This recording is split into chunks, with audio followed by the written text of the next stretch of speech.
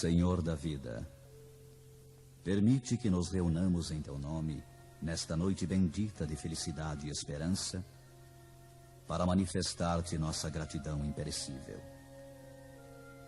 Não te rogamos, Senhor, vantagens e benefícios para nós outros, ricos que somos de Tua luz e misericórdia. Mas suplicamos ao Teu coração augusto, nos sejam concedidos os dons do equilíbrio e da equidade, para que saibamos distribuir nossa divina herança e não dissipemos em vão a glória de Tuas dádivas. Fortifica-nos a noção de harmonia para sermos cooperadores leais de Teus santos desígnios. Erguemo-nos do abismo do passado por Tua vontade vigilante, e aqui nos encontramos para servir-te. Entretanto, Pai, vergados ao peso das inclinações humanas, por nós cultivadas durante milênios, não prescindimos de Tua disciplina e de Tua força paternal. Dá-nos o clima sadio da libertação de nós mesmos.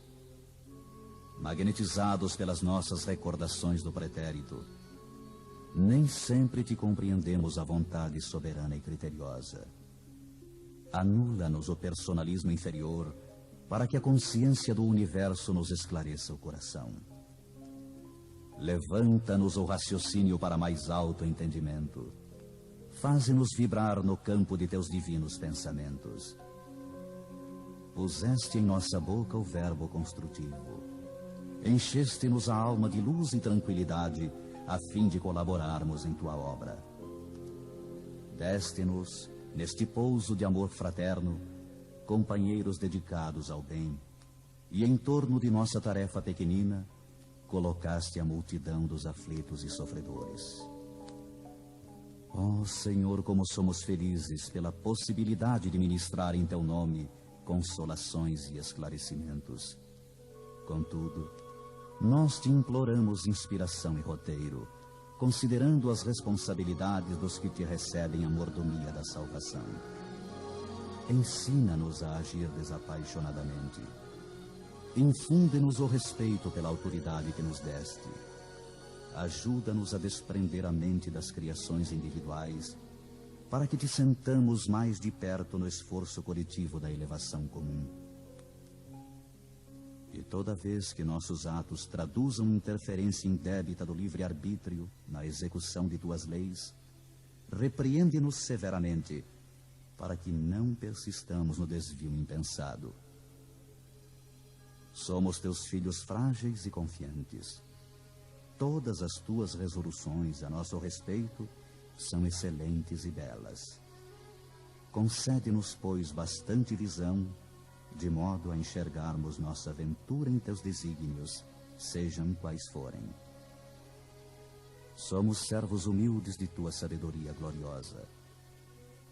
Neste celeiro de paz consoladora, recebemos através de 1000 recursos diferentes a Tua presença indireta, com a qual são atendidos os que choram e padecem. Ó Pai compassivo, que felicidade maior que esta, a de espalhar com nosso Senhor Jesus Cristo as Tuas bênçãos redentoras e carinhosas. Que escola mais rica, além da que se localiza nesta casa, onde aprendemos jubilosos a exercer o dom sublime de dar, dilatando-nos a alegria, estimulando-nos a coragem, santificando-nos a esperança, Tu permites ainda, Senhor, que possamos atender ao coração interessado em lenir e confortar espíritos queridos que se perderam de nossa companhia no curso incessante do tempo. De alma voltada para a Tua magnanimidade, endereçamos-te reconhecimento sem termo. Sê louvado por todos os milênios dos milênios. Sê glorificado por todos os seres da criação. Teus servidores nesta casa de edificação agradecem-te as oportunidades preciosas de trabalho e esperam a continuidade de Tuas bênçãos. Que a Tua infinita luz seja refletida em todo o universo infinito. Assim seja.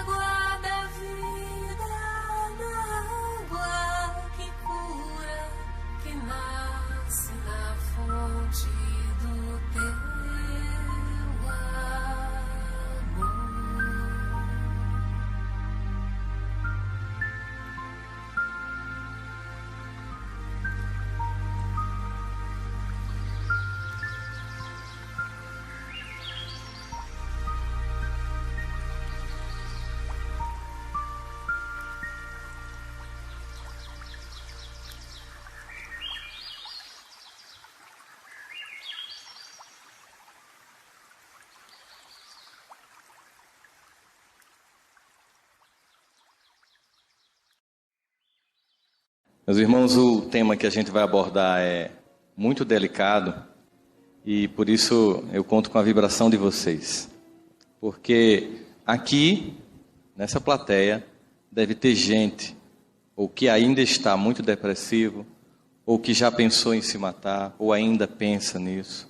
Aqui, desencarnados, estão irmãos nossos que no momento de fraqueza não conseguiram resistir a um convite nefasto e saíram da vida física, mas que já sabem, porque estão aqui desencarnados, que Deus nunca desiste, jamais, de nenhum de seus filhos. E essa é a mais consoladora das mensagens que o Cristo nos traz no seu Evangelho, com a sua própria presença em nosso mundo, indo até o final da sua tarefa, fazendo um sacrifício que nos exime de qualquer outro ritual ou sacrifício, já que uma vez Ele mesmo fez a grande caminhada e a grande jornada que nos inspira. Queria dizer da alegria, esqueçam a ideia de mundo de regeneração. Precisaria ser espírita para, analisando os acontecimentos do planeta no momento, chegar à seguinte conclusão: estamos vivendo um tempo de crise? Será que se a gente ouvisse por um dia a notícia produzida pela humanidade, não nos daria a impressão de que alguma coisa está em desconstrução no momento? Ou que alguma coisa nova está sendo construída ao mesmo tempo? E que nessa crise na qual nós nos encontramos, e aí eu estou falando aqui, esqueça por 30 segundos que nós somos espíritas. Nessa crise na qual nós nos encontramos, se perde todas as referências de valores, de ética, dignidade, sendo nunca uma apenas crise financeira, nunca apenas uma crise política, e eu não estou falando só do Brasil, nunca apenas uma crise no campo da fé, ou como o nosso querido irmão falou, da família, e desse apelo tão lindo que ele fez sobre o desejo de estarmos juntos, nunca desistindo dos nossos filhos. Será que não dá para perceber que essa é uma crise que ela tem características bem diferentes das outras? Todas as outras crises da história humana, elas se concentravam num setor. Uma crise no modelo de fé durante a Reforma e Contra-Reforma, uma crise no modelo civilizatório após o fim da Idade Média, com o Renascimento, com as descobertas científicas, uma crise do modelo de economia com o início da industrialização, uma crise de sentimento de existência e de humanidade após o dia D de 1945, quando começa o fim da Segunda Guerra Mundial e a gente se vê diante de um capítulo negro da história humana. Nós estamos diante de uma crise sem precedentes, porque é uma crise que atinge tudo: a ciência, a família, a religião, as culturas e as intimidades. Porque em período de crise, os seres humanos por dentro entram em processos de crise. E tem um conceito que eu gosto muito de usar, porque a partir dele a gente começa a refletir sobre essa crise para entender por que tem aumentado os casos de suicídio e de depressão no planeta inteiro. Um pensador chamado Gramsci, ele vai dizer que nós temos uma crise quando o modelo velho insepulto já não dirige mais os vivos, e o novo não se explicitou e por isso não está qualificado para orientar o presente. Traduzindo, nós temos uma crise quando o modelo antigo não serve mais, mas não tem um modelo pronto para substituir. Jorge nos falava do modelo de família. O modelo de família do passado, da minha educação, por exemplo. Quem aqui pagou moral e cívica? Por favor, levante a mão sem vergonha, que está velho, eu sei. Vocês sabem que o Aeróbio está esperando a gente brevemente, né, Jorge? A gente está já chegando lá. Nós somos de uma geração de educação Wi-Fi. Você sabe que rede Wi-Fi é quando você acessa a internet sem fio, né? A minha educação era assim. A minha mãe olhava a 100 metros e eu entendia o que ela queria dizer. Essa família funciona hoje em dia? Mas a família de hoje em dia está funcionando? Entende? O modelo antigo não dá mais por conta e o novo não está funcionando. Crise. Nós temos isso na fé, nas ciências, na sociedade, na cultura. Vamos pegar um traço de deslinho cultural. Vou pegar só um ponto para vocês perceberem que em momento de crise, temporariamente se perde a escala de valores para a construção do novo. Mas é temporário. Nenhum discurso caótico, nenhum discurso depressivo. Temporariamente temos uma crise. Eu vou citar o que Kardec faz uma pergunta aos espíritos. Por que quando analisamos a história humana, nós temos uma impressão de que, ao menos do ponto de vista moral, ao invés de avançar, recuamos? Pergunta inteligente, como sempre, as que ele faz. Porque, materialmente, a gente avança. Quem tinha um Ericsson nos anos 80 e tem um iPhone hoje sabe como a gente avança materialmente. Moralmente, É que é a grande questão. E os espíritos respondem, engana, e se observares bem, verás que a humanidade avança. Mas, às vezes, é necessário que o mal chegue ao extremo para que o homem sinta a necessidade do bem e das reformas. Entenderam? Às vezes, é necessário que o mal chegue ao extremo para que os homens sintam necessidade do bem e das reformas. Esse tempo.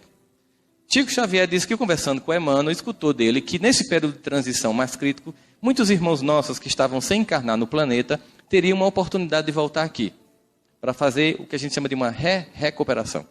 Para ver se fica na escola terrestre, que vai mudar de patamar, vai virar uma certa universidade, e quem está no ensino médio ou passa no Enem, ou vai ter que ir para outra escola, continuando com o amor de Deus a assistir. E esses irmãos nossos, comprometidos em vários campos, especialmente da sexualidade, começam a reencarnar nos anos 60. Chico disse que uma vez estava em São Paulo, caminhando na avenida, quando finalmente ele viu pela primeira vez uma revista pornográfica. E ele fez, e chegaram. E era só o começo. Se ele estivesse aqui hoje, ele ia ver que eles estão, parece aquelas, está dominado, está tudo dominado. Esse temporário momento em que o mal dá sua última festinha de despedida, porque o bem sempre impera, o dia sempre amanhece. E a gente observa isso, a gente pegar um traço de cultura. Vamos pegar aqui dos anos 70 para cá, para a gente pegar um traço de cultura. Eu não vou falar da Vila Sésamo para não deprimir essa geração, mas a música que definia a minha infância, por exemplo, era assim: marmelada de banana, bananada de goiaba, goiabada de marmelo. Tem poesia? Tem letra?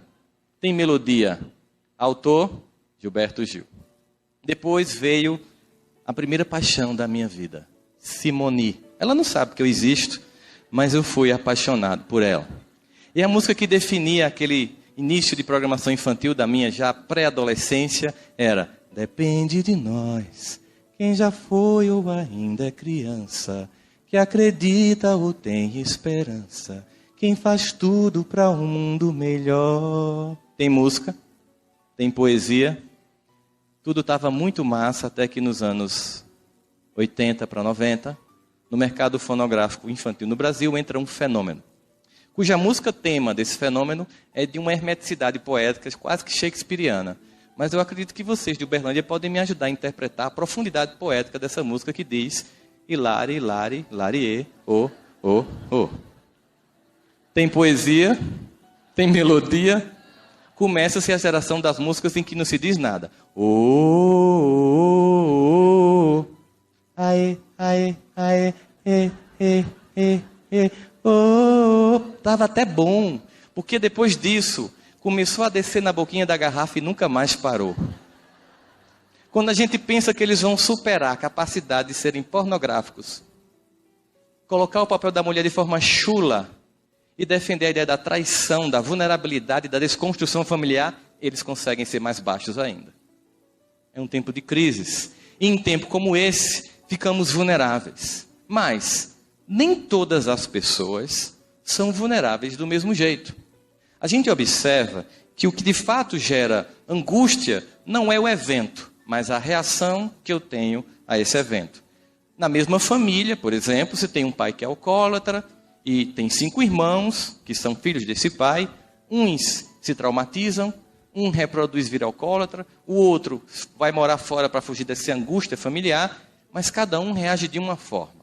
Então, quando a gente pensa em depressão e suicídio, a gente pensa o seguinte, em algumas perguntas que eu pretendo tentar fazer a gente refletir hoje. Por que uns são vulneráveis às dificuldades da vida e outros não são? E por que uns se deprimem e se matam e outros não?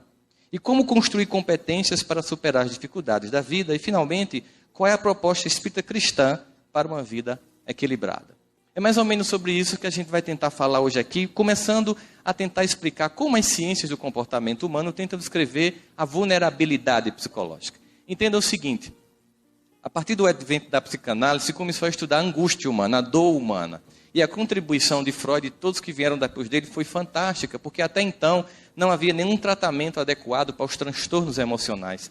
E por causa do avanço dessas pesquisas e da medicação que começou a ser desenvolvida, parte significativa, em mais de 85% dos casos depressivos, com a medicação e tratamento adequado, o indivíduo sai do processo.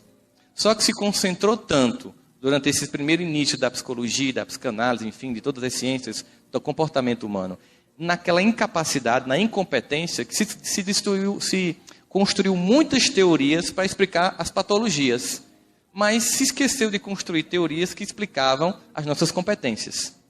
É muito fácil descrever quando alguém é incapaz, mas nunca ninguém conseguiu diagnosticar a competência humana. E hoje, essas ciências estão voltadas à chamada psicologia positiva para perceber o seguinte: por que uns são vulneráveis e outros não? Então, há competências que podem ou não ser desenvolvidas. A grande questão seria, a personalidade seria essa explicação para a gente de como se constrói um indivíduo capaz? Então, as primeiras questões da pesquisa foi, seria o QI, ou seja, a capacidade de inteligência da pessoa, que definiria ou não a vulnerabilidade dela? Pessoas mais inteligentes são menos vulneráveis? Não, muito pelo contrário. A gente vê que, às vezes, uma inteligência desprovida de valores de espiritualidade torna o indivíduo propensamente depressivo, porque como ele vê de forma crua a sociedade sem fantasias, ele dói, ele sofre. Ele vê o mundo cru e sofre com esse mundo, porque ele não tem uma busca e um sentido de esperança. Seria então o ambiente no qual esse indivíduo foi criado, a educação que ele recebeu ali, seria a cultura? Por exemplo, os brasileiros seriam menos propensos à depressão que os suecos? Seria o gene, estaria na resposta genética de uma tendência familiar? Seria gênero, mulheres versus homens? Seriam orientações sexuais homoafetivas ou heterossexuais que definiriam mais ou menos competência para a superação das dificuldades da vida? Ou seria a condição social na qual eu vivo, uma família de classe média baixa, classe C, classe média alta, rica, enfim? Nenhuma dessas variáveis explica. Portanto, as pesquisas começaram a ser adiantadas até que chegou a um processo em que todas as teorias chegaram a uma conclusão comum. E é interessante isso, porque a gente sente, quando Kardec começa na construção da terceira revelação, a construir três aspectos, ciência, filosofia e religiosidade, né, que é a espiritualidade, o aspecto moral, nós temos a ideia de que a ciência está se encaminhando para a descoberta daquilo que já foi aventado pelos livros sagrados, mas que houve um distanciamento por causa da perseguição do conhecimento humano. Mas todas essas ciências do comportamento chegaram à seguinte conclusão: todos os seres humanos já nascem com alguma coisa pronta, intrínseca. Alguma coisa já vem no equipamento da gente. Algo vem inato. E não é igual para todo mundo. Varia de ser humano para ser humano. Então eles começaram a pesquisar. Como é que a gente pode encontrar essa variação? De onde é que vem? Aquilo que a gente chama de psicologia comportamental começou a entender que talvez essa variação viesse das experiências humanas acumuladas. Outros, da aprendizagem social, seria a capacidade de aprender com os outros. Os que trabalham com a psicanálise pensam na libido e nos impulsos inconscientes. Os que trabalham com a teoria da autorrealização, como Maslow, pensam que é um indivíduo que está dotado para a construção de competências. Os psicólogos evolucionistas pensam na questão dos genes diferentes e os geneticistas, especificamente, pensam que seria aquilo que o Richard Dawkins criou como The Selfish Gene, o gene egoísta. O Richard Dawkins é o mesmo autor de Deus, um Delírio. Um livro em que ele argumenta fortemente a ideia de que as sociedades que acreditam em Deus são mais violentas do que não acreditam. Lamentavelmente, ele está equivocado. Exatamente nas sociedades onde não tem nenhum tipo de religião que se cometeu as maiores atrocidades e assassinatos de milhões de almas humanas. Mas é um livro importante ser lido porque lembrem-se que Kardec nos convida para ter uma capacidade de fé racional, argumentando frente a frente com a razão em qualquer época da humanidade. Os argumentos são interessantes e muitas religiões não têm respostas, mas nós temos. A partir, inclusive, das primeiras perguntas e respostas do Livro dos Espíritos, nós conseguimos dialogar com o autor de Deus, um Delírio, sem delirar nenhum momento com relação a Deus. Se começou então a perceber, se a variância não explica tudo por si só, haveria alguma coisa a mais?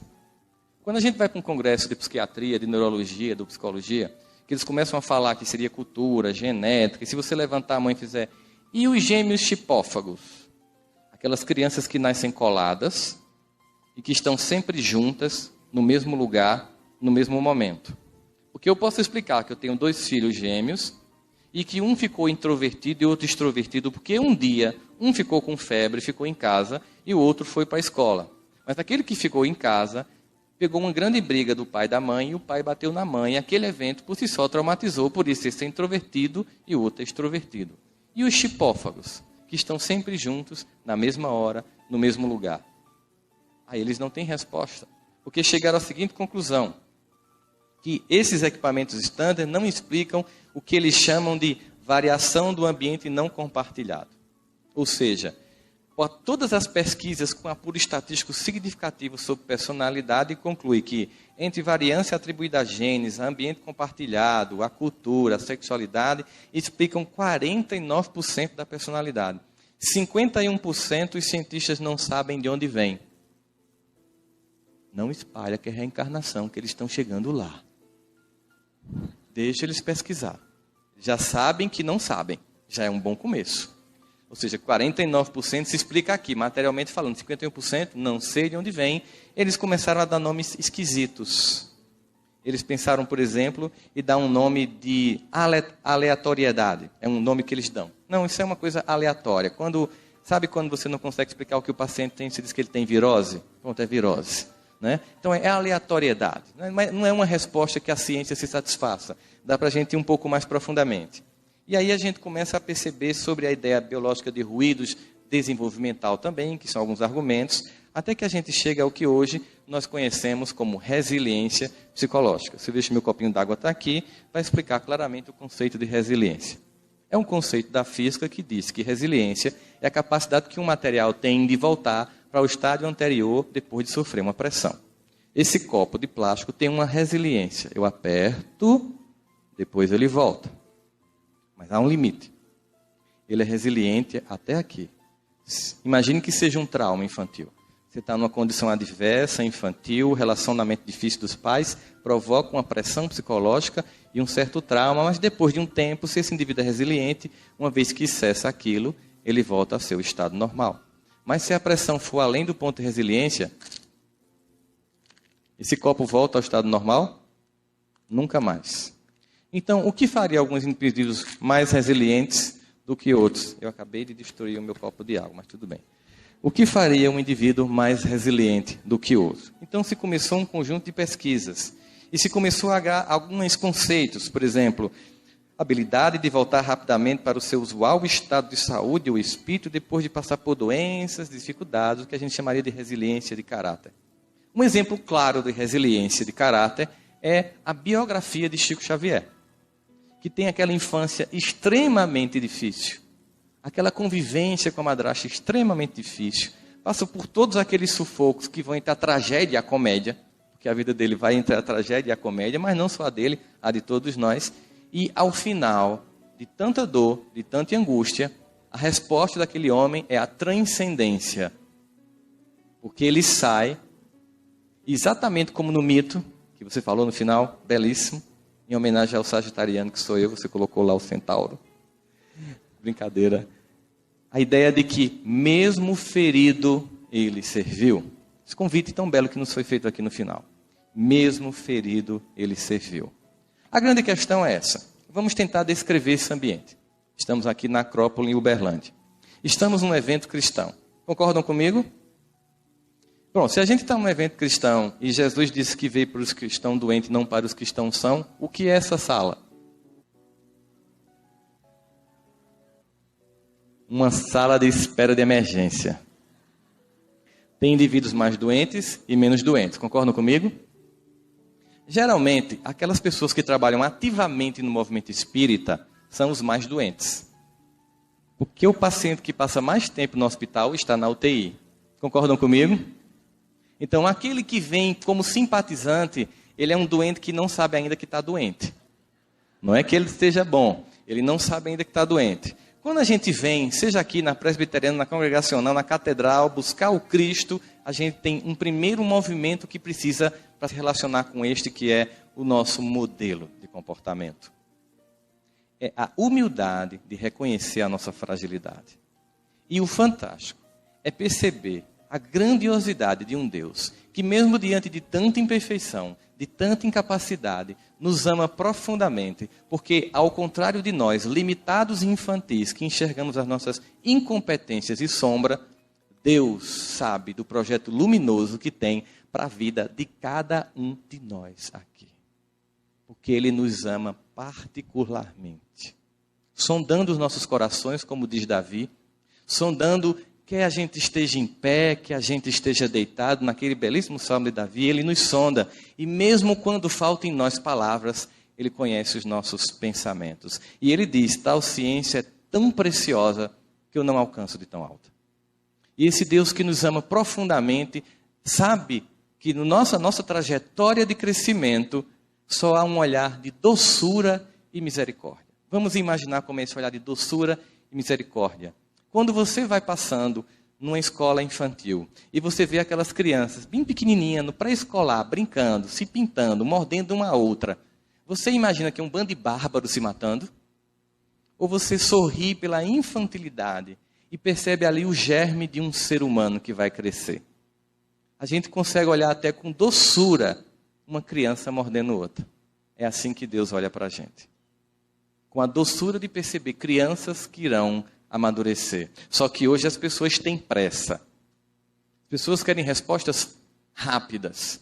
Certa feita, um professor ouviu o seguinte do pai: será que não dava para tirar essas cadeiras e deixar o curso mais rápido para o meu filho tornar um engenheiro mais rapidamente? Ele disse, sim, claro, é possível. Depende de que filho o senhor quer ter.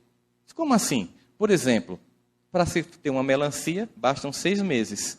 Mas para se ter um carvalho, são 100 anos. As pessoas querem rapidez, elas querem cura, elas não querem se deprimir, não querem ficar tristes. As pessoas hoje chegam procurando um profissional de saúde e dizendo o seguinte: eu estou chorando muito. Aí eu pergunto, por quê? Meu filho morreu de acidente semana passada e eu queria deixar de chorar. A senhora está brincando comigo? Eu, no lugar da senhora, estava urrando, não era nem chorando. Porque a senhora não quer viver a dor da separação momentânea de um filho? Um amigo meu chegou, endocrinologista, e disse, eu não vou mais ser endocrinologista, cansei. Por quê? Os pacientes não querem mais emagrecer. Não quer não, eles querem ser emagrecidos. Eles chegam para mim e diziam, como isso, não vou abrir mão, doutor, agora eu passo um remédio para emagrecer.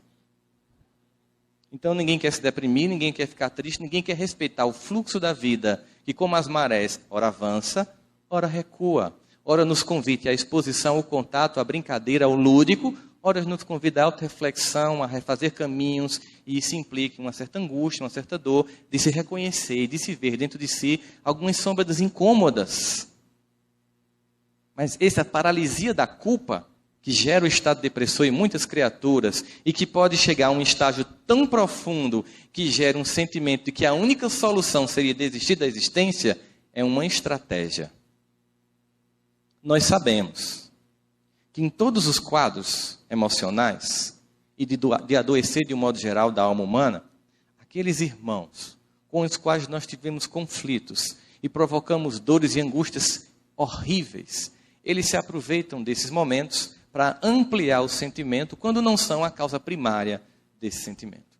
Mas ainda há o fato de que uma vez feito o trabalho de desobsessão e aquele irmão, que é o grande objetivo da reunião e não quem chega obsediado, é socorrido, o indivíduo continua mal, porque ele não se perdoou. E o convite mais fantástico no processo de cura é um convite de perdoar-se para a construção de uma mente focada naquilo que tem que ser mudado e não naquilo que foi feito. Se tem um personagem assim que é rico nesse exemplo, ao meu ver, é Saulo de Tarso. Vamos imaginar essa cena clássica na porta de Damasco. Saulo era o quê? Quando a gente está estudando o movimento espírita, Saulo era o quê dos cristãos? Era o perseguidor dos cristãos. Dizer que Saulo era um perseguidor dos cristãos é ser politicamente correto. É ser doce diante de alguém que era pior que isso. Chico Xavier tem essa característica da doçura, né? Ao invés de dizer que as moças eram prostitutas, diziam nossas irmãs que vendem as forças sexuais da alma. Doçura de Chico. Você pode dizer que em vez de o indivíduo ter sido traído, que ele foi temporariamente obliterado do contrato afetivo. Fica bonito, fica mais chique, dá até para suportar o negócio. Dizer que Saulo era um perseguidor de cristãos é ser muito doce com um assassino. Ser muito doce com um burguês que em nenhum momento se reúne com o seu povo para tirar o invasor romano. Mas um homem que, usando de seu poder, de sua influência, enquanto o seu povo era escravizado, humilhado e as mulheres violentadas, passava todo o seu tempo perseguindo e matando quem tinham reconhecido e já estavam seguindo o mestre que ele esperou durante toda uma vida. Esse homem que foi discípulo de Gamaliel, um dos maiores comentadores da Torá, uma alma doce do Sinédrio. O Sinédrio era como o Senado brasileiro, tinha algumas almas boas. E estava lá entre elas Gamaliel, que foi o professor de Saulo. E quando Saulo chega em Damasco, simplesmente o impacto do contato com Cristo faz com que ele desperte e perceba que ele estava perseguindo e matando quem seguia o Messias que ele passou a vida inteira esperando. Talvez, naquele momento, tenha passado toda a trajetória de sua vida. Ele talvez tenha lembrado aos 12 anos do seu bar mitzvah, quando um jovem judeu recita todos os 5 livros da Torá. Ele tenha lembrado de Isaías, de Daniel, de todos os profetas que anunciavam que o Messias vinha. Talvez ele tenha entrado num choque momentâneo de dizer, eu não acredito que ele veio. Eu não reconheci e ainda perseguia quem o seguia. A pergunta é, quando Jesus chegou para Saulo, ele fez, primeiro sentimento da alma infantil, culpa. Eu não mereço sua presença, Jesus. Eu sou um ignorante. Eu passei toda a minha vida lhe esperando, e quando você veio, eu não lhe reconheci e matava os que já te seguiam. Ele fez isso? Vocês lembram se ele fazia esse comentário, se culpando? Ele podia fazer uma outra coisa também quando a gente não quer mudar. Ou se culpar, ou se justificar. Ele podia ter dito assim, pô Jesus, mas vamos combinar, tu me enganou, velho. Pô, velho. Porque assim, a gente estava esperando um Senhor dos Exércitos em toda honra e toda glória. Aí tu nasce numa manjedoura, perto de jumento, filho de um carpinteiro. Pô, hashtag me enganasse geral, velho. Podia ter dado um sinal mais claro. Podia ter feito um Face, colocado no Instagram. Cheguei, galera, estou aqui para salvar a humanidade e tal. Cadê você, meu irmão?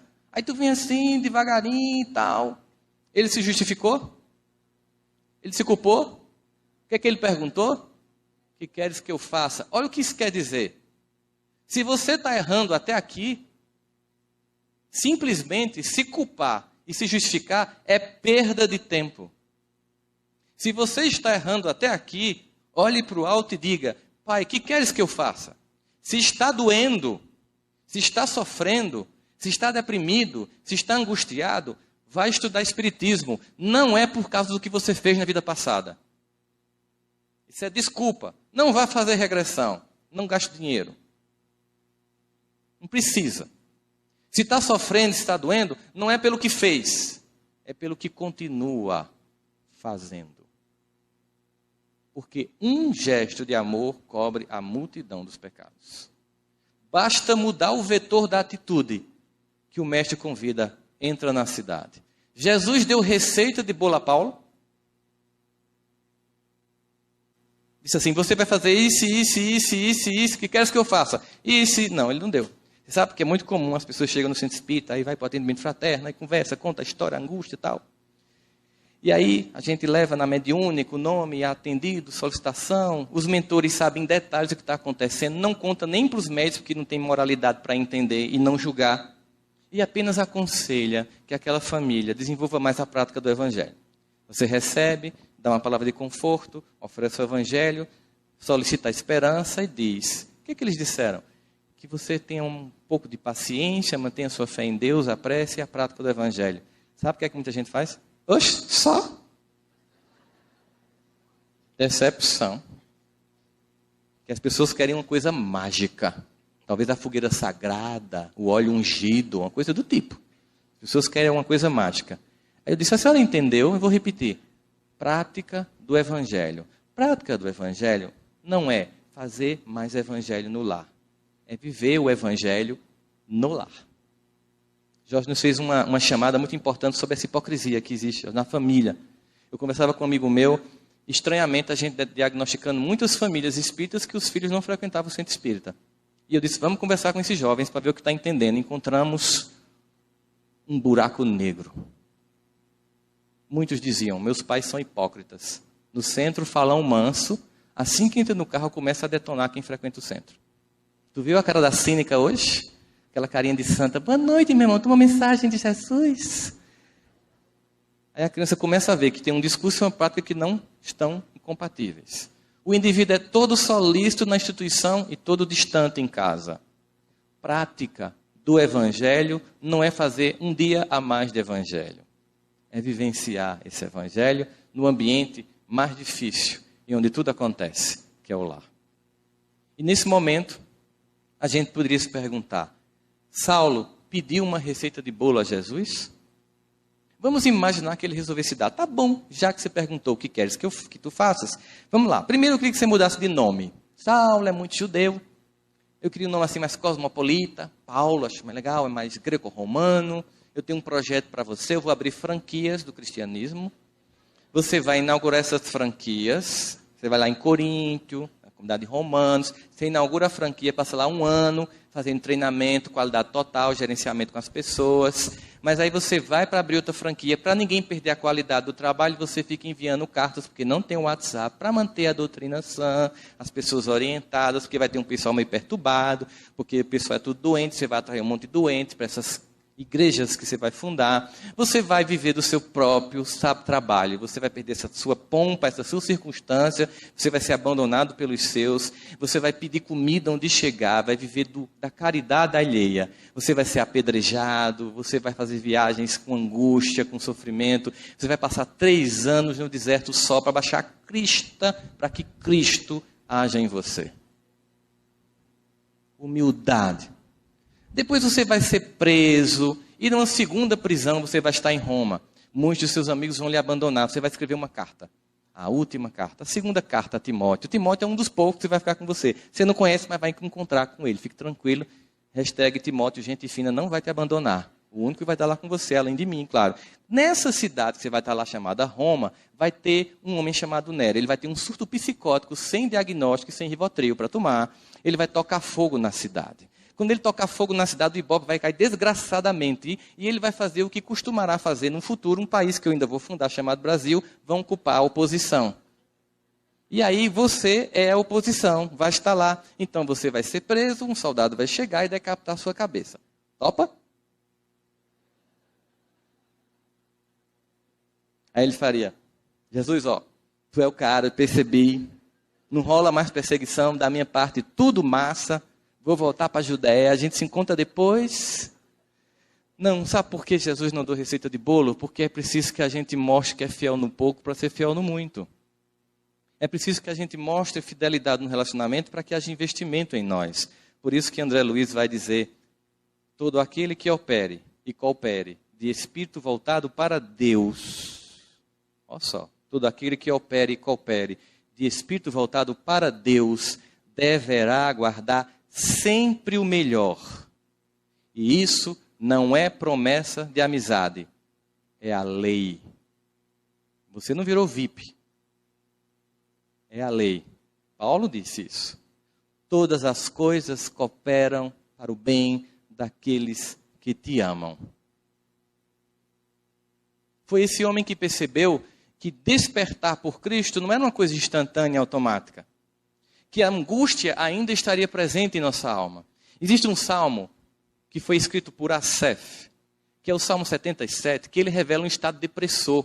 E é um salmo muito interessante porque, vocês sabem, são 150 salmos que são hinos, que são cantados na escadaria do templo de Jerusalém, enquanto as pessoas entravam para os rituais, para as ablações, para os sacrifícios, para os holocaustos a Jeová. E Davi conheceu, caminhando na região, um jovem chamado Asaf, que tocava símbolo. Símbolo é como se fosse pratos. Aquele mesmo símbolo que Paulo vai dizer em 1 Coríntios 13, ainda que eu falasse a língua dos homens e dos anjos, se eu não tivesse amor, seria como um símbolo que retina. Imagina um prato que não emite o som correto. Mas Asaf, ao contrário, era um jovem que tocava muito bem e fazia parte da comunidade dos levitas, das tribos dos levitas, e então Davi o levou para Jerusalém para que ele fosse o regente do coral dos levitas. E dos 150 salmos, 105 são de Davi, 14 da família do Asaf. 7 deles. E o 73 e o 77 é interessante porque ele revela um estado depressor em que ele diz, minha alma geme, não quero me consolar, me angustio e não consigo dormir, e não tem Rivotril para mim.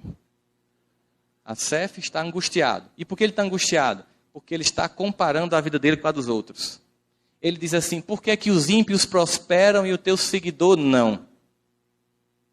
Sabe quando você tem assim, um vizinho ruim, corrupto, troca de carro, muda de casa, e você fala, meu Deus, eu não consigo nem comprar nenhum Fusca. Que coisa estranha, eu sou uma pessoa tão boa, tão decente, isso aqui prosperando, dá uma raiva. Porque a gente está fazendo o que ele estava fazendo no início do Salmo, medindo felicidade pelo olhar da matéria. Sentindo-se inferiorizado por se comparar com os outros no plano da matéria. Esquecendo que o objetivo e o projeto de Deus é muito maior. É um projeto de transcendência à eternidade. Por isso que os judeus esperavam um Senhor dos Exércitos que libertaria a Judeia de Roma e veio um Cristo para libertar-nos do jugo de todo o mal da humanidade por toda a eternidade. Naquele momento, Asaf vai dizer isso. De repente, no meio do Salmo, no versículo 10, ele diz, não, acordei, mudou-se a destra de Deus sobre a minha cabeça. Na verdade, ele que mudou o pensamento e entendeu, Deus é pura e imensa misericórdia. Isso mostra, tanto nesse Salmo 77, que está já, digamos, convertido ao Evangelho do Cristo, que não significa mudar de religião, mas mudar de atitude. Não implica dizer que imediatamente a paz visita nossos corações. Começa o diagnóstico da doença e agora a profilaxia para a cura. Por isso que Paulo vai diagnosticar, numa carta que ele manda aos Romanos 7:22, quando ele diz, quando eu quero fazer o bem, o mal está comigo, porque segundo o meu entendimento eu tenho prazer na lei de Deus, mas dos meus membros opera uma outra lei que me deixa debaixo da lei do pecado. Ou seja, pô, já sei o que é certo. Eu fui para o congresso, eu fiz o ESD, eu faço sopão, campanha do quilo. Aí eu chego lá no trabalho e sou ruim igual aos outros, que coisa triste. Eu sei o que é o bom e ainda faço o que é o mal, ambivalência psicológica. Aí você entra na crise. A crise pode gerar um estado depressivo se você entrar na culpa. Mas se você entrar no que Joana de Ângeles nos propõe, troque culpa por responsabilidade, que foi o que Paulo fez. Tá bom, eu vinha fazendo tudo errado até aqui. A partir daqui, o que é que eu faço para acertar? O que queres que eu faça? Eu não vou perder tempo com o que foi. Vou perder tempo, não. Eu vou ganhar com o que vem. Eu não vou ficar mais punindo pelo que eu não sabia. Porque ele vai dizer isso nesta carta. Talvez um diagnóstico sobre sua própria condição. Quando na primeira carta, Coríntios 13, ainda que eu falasse a língua dos homens e dos anjos, que muita gente acha que é de Renato Russo, desculpa, não é dele, é de Paulo. No finalzinho ele vai dizer assim, quando eu era criança, eu agia como criança, me comportava como criança. Mas agora que eu sou adulto, nada disso mais me convém. Traduzindo, tecla SAP. Antes de conhecer o Evangelho Redentor do Messias, do Cristo, a nossa mais alta esperança, eu agia como um ignorante. Eu vivia como um ignorante. Eu me pautava pelos valores de um mundo doente, que o próprio Cristo já dizia, jaz no maligno. Mas agora que eu conheço, nada disso mais me é permitido. Nada disso mais me convém, aliás. Porque ele vai até dizer, tudo até pode ser permitido, mas nem tudo me convém. É a seleção do que entra em mim, do que eu vivencio, que vai definir se eu sou um candidato ou não à depressão e à tentativa de suicídio. É quando eu seleciono que valor pauta a minha vida. Vocês terem uma ideia, nós estamos nesse ambiente. E as pesquisas na neurofisiologia dizem que aqui nós estamos captando 40 bilhões de bytes de informação. Mas só vamos reter 2.000 bytes de informação. Até o cantinho dessa sala, que tem alguma coisa, uma rachadura, o nosso cérebro está captando, mas ele tem que selecionar o que vai arquivar. Assim também é a alma humana. Numa sociedade como a nossa, em crise, em que se tem uma tendência muito grande de preponderamento, digamos assim, da execução ou da divulgação do mal, a sensação de depressão é terrível. Sobretudo levando em consideração nossa dificuldade. Aqui, quando a gente encarna, a gente incorpora nesse avatar, que a gente tem que devolver. Não sei se vocês sabem disso, lamento informar. Tem um prazozinho de validade que vai vencendo, a gente devolve o avatar. Esse avatar, chamado corpo físico, ele tem um cérebro que interpreta o mundo material para o mundo mental e espiritual. Mas ele é muito passível de enganar. Muito passível de enganar. Nosso cérebro não diferencia ficção de realidade. E eu não sei se vocês ouviram hoje de manhã, no café da manhã, alguém que estava vindo para cá, o evento que aconteceu na cidade aqui próxima de Goiânia, de de Uberlândia. Uma mãe que tinha acabado de ter um bebê, mais ou menos 17 anos, com muita angústia, porque com essa história do Zika vírus, a angústia muito grande das mães com bebês ou grávidos hoje em dia, morando numa casa dessas que não tem forro, é telha, e o marido vigilante noturno, ela exausta, depois de passar 2 dias acordada com um neném que estava com febre, dormiu na sala. De repente ela acordou num susto, porque um barulho na casa aconteceu, e ela percebeu e lembrou que tinha deixado o bebê sozinho no quarto. E ela relata que quando passou pela cozinha, já viu a porta aberta. E quando ela chegou no quarto... De novo, né, Rubens? Teve medo de novo, Rubens? Eu fiz isso para quê? Tem um propósito, gente. Primeiro, para beber minha aguinha, que eu quebrei meu copo. Mas, sobretudo, para provar a tese. A mente não diferencia ficção da realidade. Percebeu? Fiquem tranquilos, essa criança nem existe, eu acabei de inventar isso. Está tudo bem nessa família ficcional, mas vocês entraram no clima, imaginaram a casa. Vê como é fácil enganar a mente humana. Vê como é fácil chegar para você e dizer assim: ninguém te ama. Você não merece ser feliz. Você é burro, você é feio, você é incompetente, você é incapaz, você não presta. Se mata logo. Desiste. Para com essa dor de ser tão incompetente. A gente termina escutando. A gente tem que pensar que o mundo fica dizendo: você não vale nada. Mas Jesus diz: mas eu gosto de você. Porque a relação de Deus conosco, nessa representação simbólica deste filho amado dele, é que Deus não nos ama se nós formos assim. Deus não nos ama se nós passarmos num bom curso no Enem, se nós darmos orgulho à família. Deus nos ama apesar de, porque Cristo é o protótipo daquele que nunca desiste. Que é assim que nós devemos ser com os nossos, mas sobretudo conosco mesmo. É ouvir essa mensagem e dizer: eu sei da minha imperfeição, mas o amor de Deus transcende minhas incompetências e me possibilita me resgatar.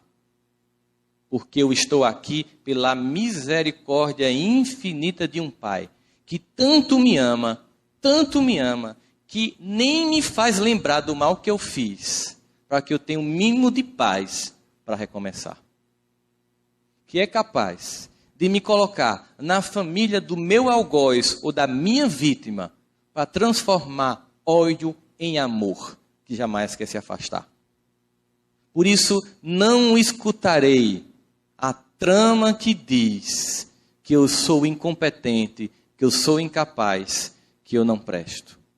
Eu vou me concentrar num processo sereno de autodescobrimento. Joana nos diz o seguinte: o ser consciente é aquele que nem se culpa, nem se justifica, apenas se transforma. Olha a cena. Mulher, onde estão teus acusadores? Não sei, Senhor. Ninguém mais está aqui com as pedras na mão. Eu também não te acuso. Nem culpa, nem justificativa. Transformação. Vá, minha irmã, não volte a pecar. E se ela pecasse, ele desistiria dele? Dela? Não. Mas nem sempre ela estaria perto para evitar o apedrejamento. E é um amor tão transcendente que o mesmo Davi, que conheceu Assef e o levou para Jerusalém para cantar no templo, fez um salmo que é talvez a mais bela oração que existe no Antigo Testamento. Diante de uma situação difícil, lembrando de sua angústia de jovem pastor de ovelhas, tentando entender Deus a partir de sua perspectiva de pastor de ovelhas, ele faz o que a gente chama de ancoragem psicológica. O que é uma ancoragem psicológica? É quando, para nomear o novo desconhecido, eu uso o velho já conhecido. Por exemplo, quando pela primeira vez os seres humanos viram objetos voando de forma circular no planeta, chamaram de quê? Disco voador. Eu conhecia disco e conhecia capacidade de voar. usei palavras velhas para descrever uma coisa nova. Depois eu dei um nome novo, OVNI, objeto voador não identificado. Então Davi estava querendo entender como era Deus. Ele já tinha várias concepções de Deus dos profetas. Isaías que tinha estabelecido que Deus nem mente nem se arrepende, posto que não é homem para se arrepender. Ou seja, Deus não tinha humores que oscilava. Deus também não podia, por isso, odiar. Como antigamente se percebia. Não é que há incoerência na concepção de Deus nos textos. Há evolução conceitual de Deus nos textos. Não incoerência. E aí, então, ele queria entender esse Senhor dos Exércitos. Como era ele? Naquela angústia, talvez ele começou a imaginar a vida comum dele, de um jovem pastor que diariamente pegava suas ovelhas e levava para águas tranquilas, primeiro para pastos verdejantes, depois que elas se alimentavam no sol escaldante da Judéia, levava para águas tranquilas, e de vez por outra havia uma grande tempestade que se pronunciava sobre aquela região, e para poupar as ovelhas ele voltava por um atalho em que havia duas montanhas tão próximas uma da outra, que fazia sombra uma sobre a outra, e só tinha sol no meio-dia. E como tinha um precipício, como esse palco, muitas vezes havia latrocínio, assassinato seguido de morte. Haviam ladrões que roubavam e empurravam as pessoas para morrer. Por isso esse vale, em que uma montanha tão próxima da outra fazia sombra e que havia muito assassinato, era conhecido como o Vale da Sombra e da Morte. Mas para poupar as ovelhas de uma grande caminhada, Davi passava por lá, jovem e tempestuoso. E aí ele teve um insight, é isso. Agora eu entendi. O Senhor é o meu pastor e Ele não me faltará. Me fará andar por pastos verdejantes, depois irá levar a minha alma para águas tranquilas. E ainda que eu ande pelo vale da sombra e da morte, eu não temerei mal nenhum, porque Tu estás comigo. Olha o consolo. Olha um pai que não desiste. Mesmo nas escolhas infantis do pródigo que sai, perde toda a herança, aguarda, espera, anseia e sabe que o filho vai retornar para os braços. Mas ele continua no salmo e diz, porque a tua vara e o teu cajado me consolam. Quando eu li, eu fiz, estava tão bonito. Assim, então, os pastos verdejantes. Para que uma vara e um cajado aparecer agora para consolar ninguém? O que um pastor de ovelha faz quando uma ovelha está prestes a cair no precipício? Ele faz uma terapia. Minha irmã, não vá. Não cometa suicídio.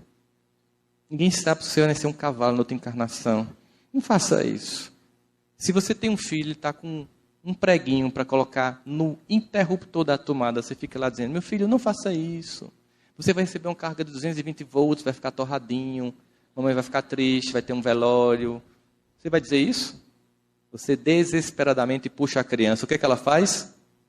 Chora. Ela se sentiu o quê? Agredida. Mas você fez o quê? Salvou. A disciplina da vara e do cajado do pastor que jamais desiste nos faz voltar ao caminho da retidão. Às vezes, essa disciplina nos leva à dor. Dor jamais entendida por Deus como punição. Dor sempre percebida pelo ser que é puro amor como o último dos recursos para que o filho mude o caminho. Essa dor tanto pode ser física, como uma doença orgânica, como pode ser interna, uma doença emocional. Essa dor está a nos anunciar a necessidade de mudança de roteiro. Está a nos convidar para mudar a forma como nós estamos gerenciando a vida. Nesse momento, nesse projeto que a gente percebe, existe um grande caminhar que nos convida a estágios de adoecer para acordar a consciência. O que é indicado nestes casos? É que a gente perceba o que nos provoca angústia. E o que foi interessante notar nas pesquisas sobre comportamento humano foi descobrir um padrão. A angústia humana sempre tem uma base, a comparação. Sempre que eu estou mal, eu estou me comparando com alguém. Sempre que eu estou angustiado, eu estou me comparando com alguma situação.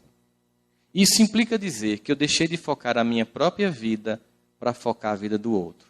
E isso é angustiante. Porque existem milhares de pessoas melhores do que a gente em tudo. Mais bonitas, mais inteligentes, mais evoluídas, mais ricas. E nós temos uma infantil capacidade de apenas analisar quem está por cima. Eu tinha uma paciente que tinha uma depressão profunda e uma vez ela chegou para mim no consultório E ela tinha, assim, um monte de gente que ela detestava. Porque, às vezes, a depressão é tão profunda que você fica tão amargo que ninguém quer estar perto de você. Você é a pessoa mais carente, tudo que você quer é companhia, mas a sua forma amarga de ver e vivenciar o mundo é tão grande que você afasta todos de você. E ela tinha um monte de pessoas que ela não gostava. Ela fazia o curso de medicina e uma vez chegou para mim e disse: acredita, estou com ódio daquela nojenta. Aí sentou. Aí eu fiquei, qual será? Ela tinha uma lista enorme de nojentas. Eu fiz, é alguém que eu conheço? Não, essa é nova. Aí eu fiz, e tua lista aumenta. Ela fez, você não sabe o que é que ela me fez? Eu digo, então me diga, você acredita que essa nojenta, toda vez que vai apresentar um seminário, tira 10? Só para me provocar? Eu já tinha percebido algumas características do seu comportamento. Isso que eu vou fazer agora chama-se terapia de choque. Eu já tinha percebido alguns comportamentos seus, mas esse particularmente eu não conhecia. Qual? Você é burra. Ele olhou assim para mim, como assim? E como você não é aqui do Nordeste, a gente tem um jargão para especificar esse tipo de burrice sua. É burra com força, com vontade de ser burra. Um desejo íntimo de ser burra, de ser incapaz, de ser incompetente. Ela fez, cara, eu estou te pagando, sabia? Eu disse, para dizer a verdade. Um amigo seu jamais lhe chamaria de burra com força. Você não vai me bater, ainda vai pagar a sessão. Terapia é isso. Eu estou lhe dizendo que você é burra com força. Por que você está dizendo que é burra? Porque quando a gente vê alguém brilhar, a gente se inspira. A gente aprende. E não lamenta a luz do outro. Acende a própria luz. Quando a gente vê alguém brilhar, a gente pensa, a luz que brilha nele vai brilhar em mim, porque sou filho do mesmo Pai. Quando você vê alguém brilhar, você comemora, porque aquela pessoa começou a conseguir algo que você brevemente vai conseguir. Porque você começa a perceber como Deus age no coração que se permite passar pelo seu amor. Aprenda. 6 meses depois, elas defendiam um seminário juntas, se tornaram melhores amigas. Ela diminuiu a lista de inimigas. Porque se tivesse beijinho no ombro na época dela, ela cantava lá no consultório. Né? A ideia de concorrência, de olhar para o outro como um rival, de olhar para o irmão do lado como alguém que eu tenho que passar por cima no trabalho, isso gera angústia. De olhar o meu cunhado como alguém que eu tenho que ganhar mais do que ele, isso gera angústia. De olhar para a minha sogra como alguém que eu quero que pegue logo o aeróbus, isso provoca angústia. Nós estamos aqui para conviver com as pessoas nesse desafio constante e conviver com a pessoa mais difícil. Porque quando eu estou com raiva de alguém, eu posso dar um tempo. Pego o carro e dou uma volta, vou tomar um sorvete. Respiro, reconfiguro e volto. Porque isso é família. Família é aquele lugar que tem hora que você não sabe como suporta estar lá. Mas, sobretudo, que você não sabe como pode viver sem estar lá. Em que a gente oscila no mundo que vai entre essa angústia que Paulo detecta, da ambivalência psicológica. Por isso, quando a gente começa a diagnosticar esses sentimentos que nos faz sentir inferior, a gente pensa, eu preciso ser resgatado. Eu preciso acreditar em mim. Eu preciso olhar para mim com misericórdia e condescendência. Eu preciso desse olhar condescendente para comigo mesmo.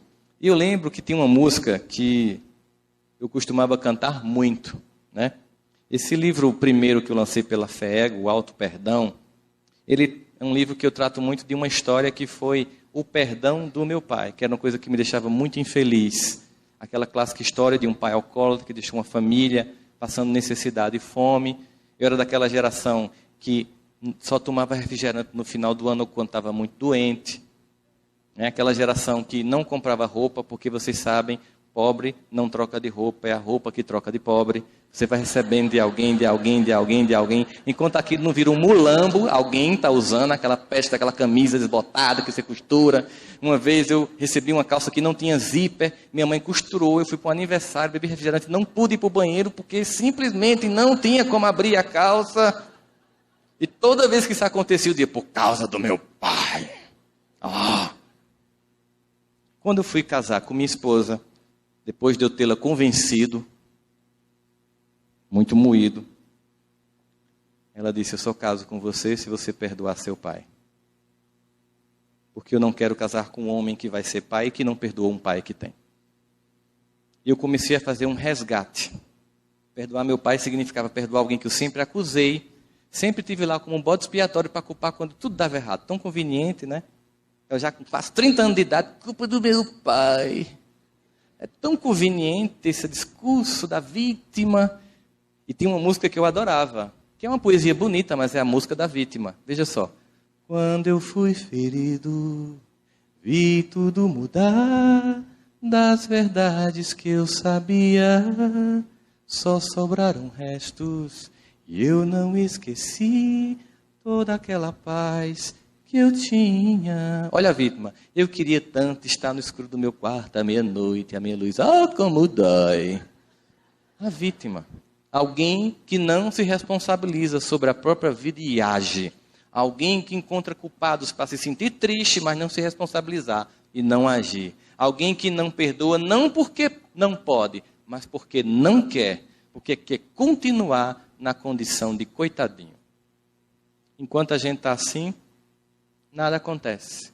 Porque Jesus pergunta, queres que eu te cure?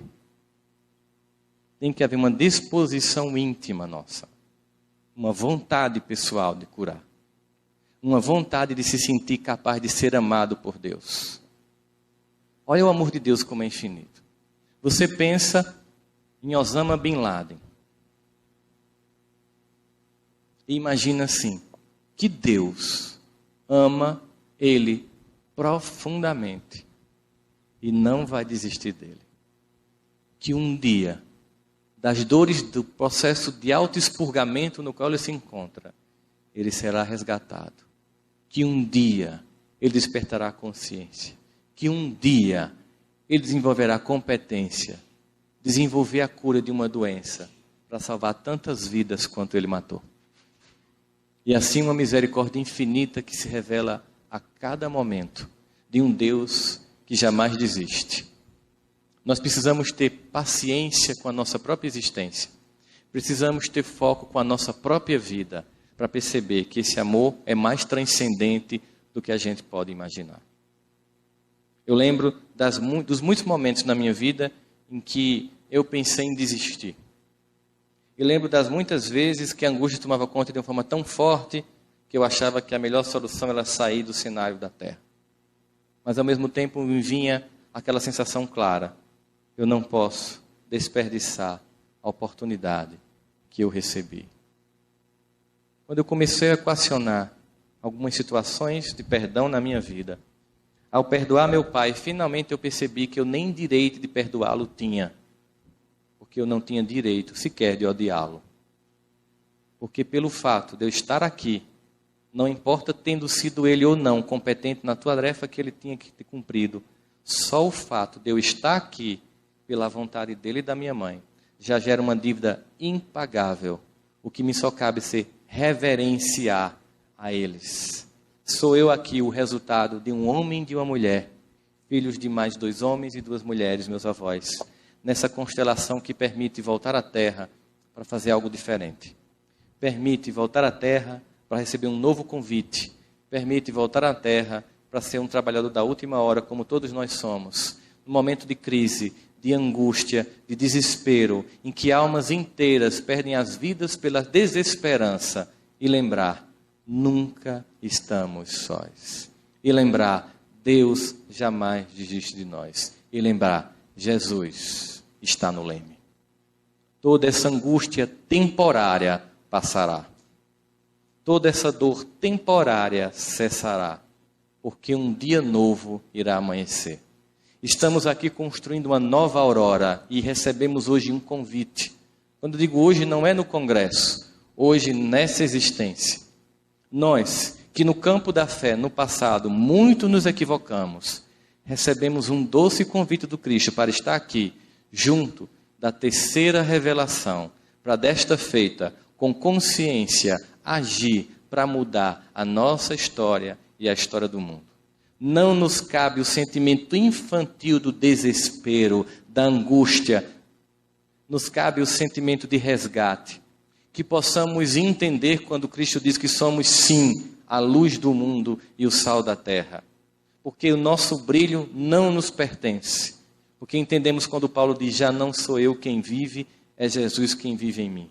É num processo de construção de uma personalidade que transcende a angústia temporária das comparações infantis e se percebe um ser de um projeto de eternidade, amado de forma particular por um Deus que criou deste jeito. E a melhor homenagem que podemos fazer a esse Deus que nos ama é sermos nós mesmos. Ele nos criou único. Haroldo, Rossandro, José, Wagner, Jorge, únicos. A coisa mais ridícula é quando você abre mão de ser você para ser o outro. Porque Deus nos criou único e nos ama como somos. É por isso que Jesus dizia, vem como estás. Vem desse jeito. E eu, como um oleiro, te farei um vaso novo. Para um vaso novo acontecer, é preciso quebrar o vaso velho, é preciso transformar tudo em barro, para que ele possa nos moldar uma nova criatura. Pois, se no passado a minha música predileta era essa que eu estava cantando com vocês, qual seria a música então de agora? Eu vou aproveitar para azucrinar os ouvidos de Haroldo agora. Qual seria a música? Quando você simplesmente deixa de ser a vítima, quando você simplesmente deixa de encontrar culpados, quando você simplesmente entende a sua condição de alma eterna, entende o valor que você tem, você faz. Ando devagar, porque eu já tive pressa, leve esse sorriso, porque já chorei demais. Hoje me sinto mais forte, mais feliz, quem sabe o sol leva a certeza de que muito pouco eu sei, eu nada sei. Vocês conhecem o refrão? Conhecer as manhas e as manhãs, o sabor das massas e das maçãs. É preciso amor para poder pulsar, é preciso paz para poder florir, é preciso a chuva para sorrir. Cada um de nós compõe a sua história e cada ser em si carrega o dom de ser capaz e ser feliz. Nós não podemos delegar ao outro a tarefa de ser luz por nós. Nós não podemos delegar ao outro a tarefa de executar o perdão que nos pertence. Nós não podemos esperar que a salvação venha de fora, porque Jesus conta conosco para regenerar.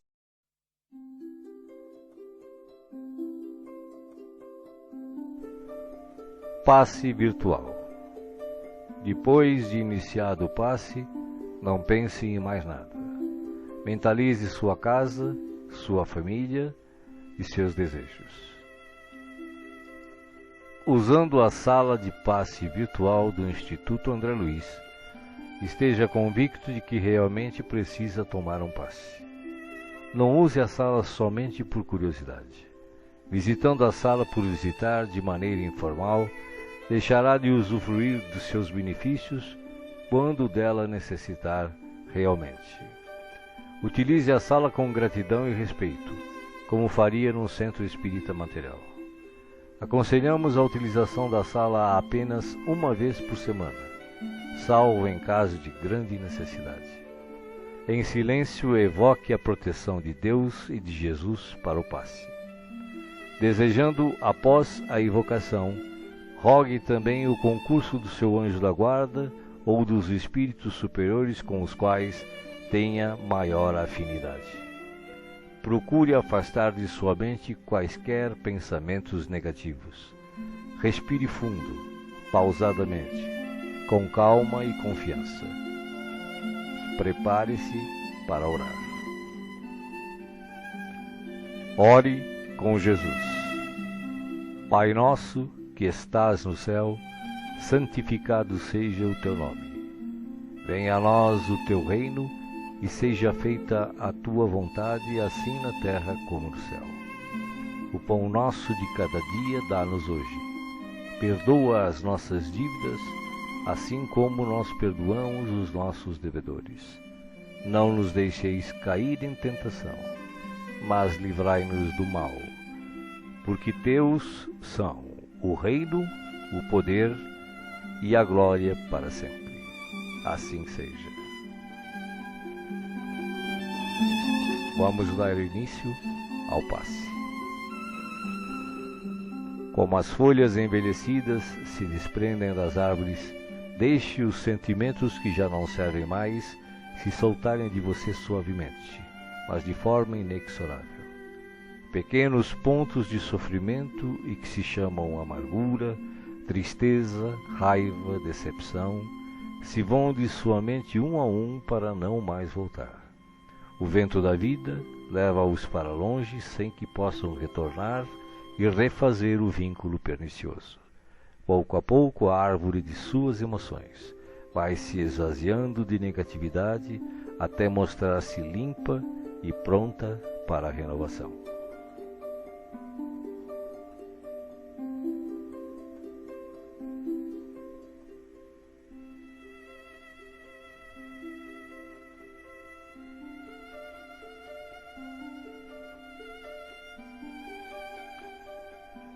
Sentindo-se leve, sem o peso das folhas mortas que se desprenderam e se foram, você recebe agora suavemente sobre o corpo e a alma a água da vida que cai em abundância dos céus.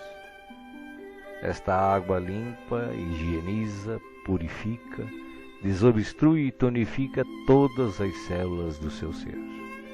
Nada fica fora da sua ação renovadora. Ao tempo que limpa e hidrata o corpo, o líquido cristalino descedenta o espírito, aplacando a aflição, a ansiedade e a inquietação. Há em seu coração agora uma sensação de calma, limpeza e bem-estar.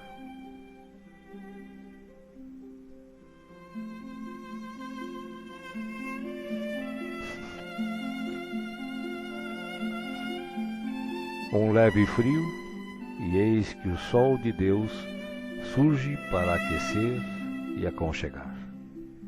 Os raios cariciosos penetram-no por inteiro, aquecendo-o ternamente qual materno abraço, proporcionando conforto e segurança ao coração. Neste momento, o amor maior aquece o seu ser, afastando o gelo de toda e qualquer aflição. Nenhum outro sentimento que não o de alegria e confiança assomam à sua mente agora. Você está em paz, envolvido pelo calor que o protege.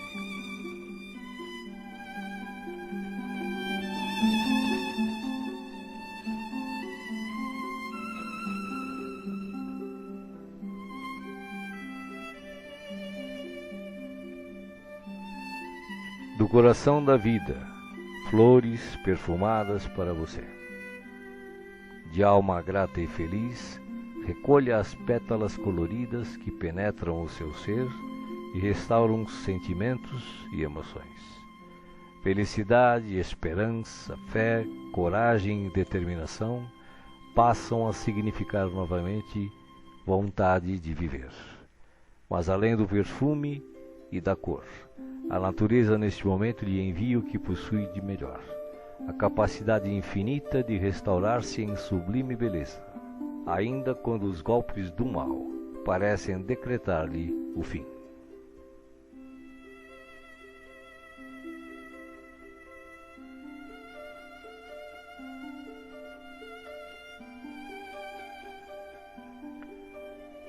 As mãos divinas estão repletas de luz.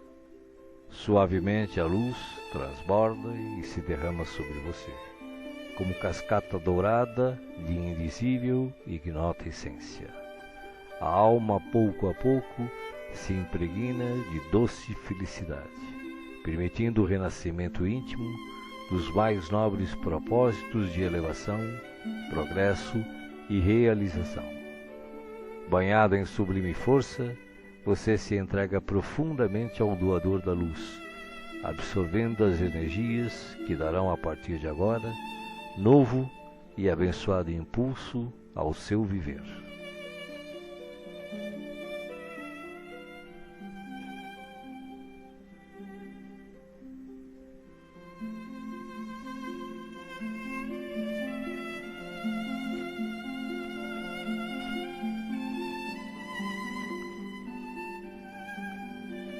Sinta agora, à sua volta, a presença de Jesus, que te pergunta: me chamastes? Estou aqui. O que queres de mim hoje?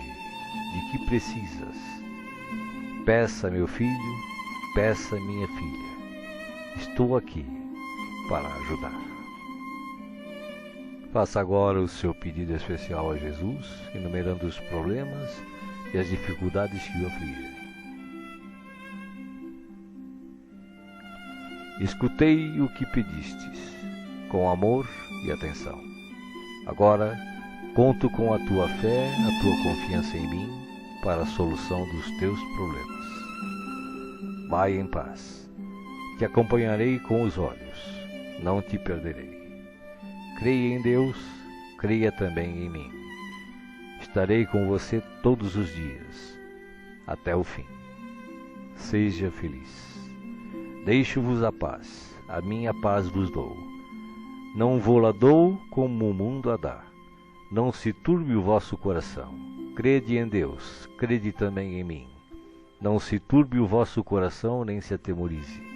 Eu sou o caminho e a verdade e a vida. Ninguém vai ao Pai a não ser por mim. Os bons espíritos, os espíritos puros e as falanges de luz também enviam a você agora as melhores emanações de paz, saúde, alegria e refazimento, do mais altos desde as mais belas cidades espirituais até a morada dos anjos, em uníssono com o Criador, uma radiosa luz o envolve plenamente. Você não está só. O universo inteiro pulsa o amor de que se constitui, e este amor quer tocá-lo agora, em toda a sua plenitude, para que os problemas, as dores, as enfermidades e as dificuldades em geral sejam afastadas em favor da sua paz e renovação. Você está recebendo vida, vida em abundância. Guarde-a no coração.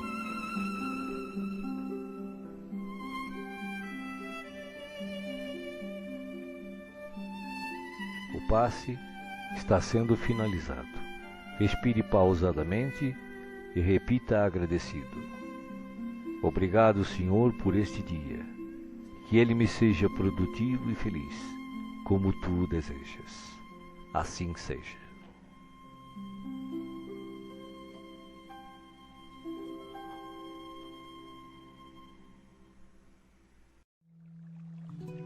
Oração para a fluidificação da água. Peço a Deus, o princípio onipresente, onisciente e onipotente, e ao Cristo planetário, forças para as legiões angélicas ou mensageiras para que possam lutar contra o mal, em qualquer forma que se apresente, e vencê-lo. Como não existe merecimento fora do respeito à verdade, ao amor e à virtude, prometo aplicar esforços no sentido de viver a lei de Deus, compreender e imitar o verbo exemplar e cultivar nobremente os dons do Espírito Santo, carismas ou mediunidades, sem os quais não pode haver a consoladora revelação. Rogo a Deus, que enviou o verbo modelo para entregar o glorioso Pentecostes, ou derrame de dons mediúnicos para toda a carne, para que a humanidade tenha realmente dignos medianeiros, que deem de graça o de graça recebido, nutrindo verdadeiro respeito à doutrina do caminho. Como encarnado, sujeito a necessidades, doenças, dores, aflições, e também sujeito à morte física e responsabilidade perante a justiça divina, rogo o dom do bom discernimento espiritual, assim como rogo para o corpo as energias e os fluidos a serem depositados nesta água. E como quem tanto necessita e roga, reconhecido agradeço a Deus, às legiões angélicas e socorristas e ao meu espírito guia ou anjo guardião.